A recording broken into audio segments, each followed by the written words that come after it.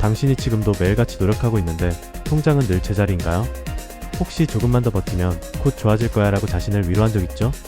그 말, 사실은 당신의 에고가 만들어낸 가장 달콤한 함정일지도 모릅니다. 우리는 실패의 이유를 외부에서 찾습니다. 운이 나빴다고, 타이밍이 아니었다고, 혹은 세상이 불공평하다고. 하지만 냉정히 말하자면 당신의 인생을 가장 느리게 만드는 건 바로 당신 자신이에요. 오늘 이 영상을 끝까지 본다면 왜 부자가 되는 사람은 끝까지 도전하고 가난에서 벗어나지 못하는 사람은 늘 같은 자리에서 맴도는가, 그 이유를 아주 명확히 알게 될 겁니다. 매몰 비용의 함정, 이미 너무 투자했어 라는 거짓말. 여기까지 온 게 얼만데 지금 포기할 순 없지. 이 문장은 언뜻 책임감처럼 들리지만 사실은 두려움의 고백입니다. 사람들은 자신이 투자한 시간, 노력, 감정을 쉽게 버리지 못합니다. 그게 바로 매몰 비용 오류입니다. 이미 투자했기 때문에 잘못된 선택이라도 계속 이어가려는 심리죠. 실제로 한 연구에 따르면 사람들은 새로운 기회를 잡는 것보다 기존의 선택을 포기하지 않는데 더 많은 에너지를 쓴다고 합니다. 그 이유는 단 하나, 지금까지의 나를 부정하고 싶지 않기 때문이죠. 문제는 그 순간부터 인생이 멈춘다는 겁니다. 변화를 두려워하는 순간 당신은 성장의 기회를 자존심과 바꿔버린다는 사실을 알아야 합니다. 제프 베이조스의 결단, 그리고 후회의 공식. 1994년 한 남자가 있었습니다. 그는 안정적인 금융회사에 다니며 남부럽지 않은 삶을 살고 있었죠. 그런데 어느 날 그는 인터넷이라는 단어를 보고 직감했습니다. 이건 세상을 바꿀 기술이다. 하지만 그때 그의 나이 30대 중반, 이미 커리어는 안정됐고 연봉도 높았으며 가족이 있는 가장이었습니다. 회사를 나간다는 건 미친 짓이었죠. 그는 며칠간 고민했습니다. 그리고 이런 상상을 했습니다. 내가 80세가 되어 인생을 돌아봤을 때 이 선택을 하지 않은 걸 후회하지 않을까? 그는 그때 깨달았습니다. 실패하더라도 시도한 기억은 남지만 시도하지 않은 후회는 평생 남는다. 그는 결국 회사를 떠났고 바로 그가 아마존의 창립자 제프 베이조스입니다. 자기 매몰의 늪, 내가 나를 붙잡고 있다. 우리 대부분은 자기 매몰 상태에 빠져 있습니다. 즉, 과거의 나에게 너무 깊게 매달려 지금의 나를 객관적으로 보지 못하는 거죠. 심리학자 조너선 하이트는 이렇게 말했습니다. 에고는 당신 안의 홍보 담당자다. 당신의 에고는 끊임없이 이렇게 속삭입니다. 너는 잘하고 있어. 지금 포기하면 그동안의 노력이 아깝잖아. 조금만 더 버텨보자. 문제는 이 목소리가 진실이 아니라 자기 합리화라는 겁니다. 에고는 당신이 실패를 인정하지 않도록 현실을 왜곡해 그럴듯한 이유를 만들어냅니다. 이게 바로 돈 문제에서 벗어나지 못하는 이유입니다. 당신은 가난하지 않습니다. 단지 변화가 불편할 뿐인 거죠.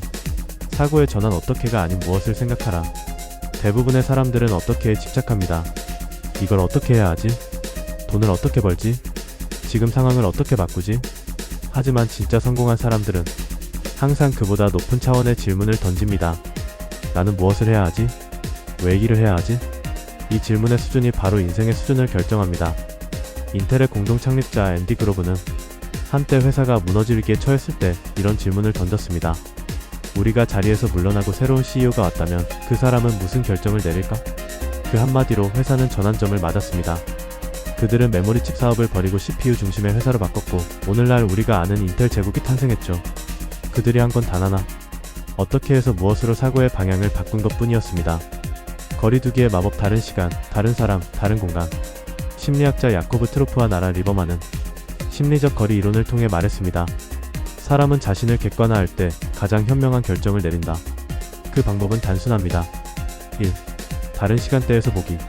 지금의 나가 아닌 10년 후에 내가 지금의 결정을 바라본다면 어떤 선택을 후회하지 않을까? 2. 다른 사람의 시선에서 보기. 내가 아니라 친구가 같은 상황이라면 나는 어떤 조언을 해줄까? 3. 다른 공간에서 보기. 한 발 물러서서 내 인생을 위에서 내려다보는 연습. 마치 관객처럼 내가 걸어가는 길을 바라보는 겁니다. 비욘세는 이 방법을 무대에서 썼습니다. 무대에 설 때마다 그녀는 비욘세가 아니라 샤샤 피어스라는 또 다른 자아가 되어 두려움 없이 무대를 지배했습니다. 그녀는 말했습니다. 샤샤는 내가 되고 싶은 또 다른 나예요. 그녀가 있기에 무대 위에서 나는 두렵지 않아요. 이건 단순한 예명이 아닙니다. 자기와의 거리두기를 통한 최고 퍼포먼스의 심리 전략이었죠. 당신의 코치는 바로 당신 자신이다. 모든 위대한 사람들에겐 코치가 있습니다. 운동선수, 예술가, CEO, 심지어 작가에게도요. 하지만 진짜 성공한 사람들의 공통점은 자기 안에 코치를 만들었다는 겁니다. 외과 의사 아툴 가완디는 이렇게 말했죠. 코치는 상사가 아니다. 코치는 당신을 대신해 냉정하게 현실을 보여주는 거울이다. 이제부터 당신이 해야 할 일은 단순합니다. 자기 안의 코치를 깨워야 합니다. 감정에 휘둘릴 때 이렇게 물어보세요. 내가 정말 이걸 선택해야 하는 이유는 뭘까? 이 선택을 10년 후에 내가 봤을 때 자랑스러울까? 이 질문이 당신을 현실로 데려올 겁니다. 그리고 그 현실 속에서 당신은 이전과는 전혀 다른 결정을 내릴 겁니다. 당신은 평생 합리화의 늪 속에서 스스로를 속이며 살 건가요? 아니면 지금 이 순간 자기 매몰에서 빠져나와 새로운 인생을 설계할 건가요? 세상은 당신에게 끊임없이 지금 그대로 괜찮다고 속삭이지만 진짜 성공한 사람은 스스로에게 이렇게 말합니다. 괜찮지 않아. 하지만 지금부터 바꿀 수 있어. 그리고 그 한 문장이 인생을 갈라놓습니다. 오늘 영상이 도움되셨다면 좋아요와 구독 부탁드립니다. 감사합니다.